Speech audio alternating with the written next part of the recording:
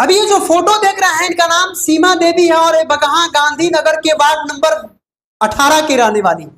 बगहा एक इनका थाना पड़ता है, बगहा एक में, और एक गांधीनगर के रहने वाली है। इनके पिता का कहना है कि सीमा देवी मानसिक रूप से बीमार है, जिसके वजह से 1 जुलाई को घर से निकलती हैं और सुबह 4 बजे 1 जुलाई को निकलती हैं और आज 8 जुलाई है, अभी तक इनका कुछ पता नहीं लग रहा है। इनके साथ एक छोटी सी बच्ची है और इनका एक छोटा सा बच्चा जो कि घर पे है, उसका भी रो रो कर बुरा हाल है।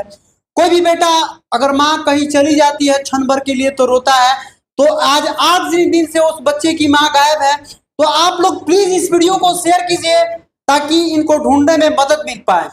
इनका पिता का नाम सुभाष शाह है और गांधीनगर वार्ड नंबर 18 के रहने वाले हैं।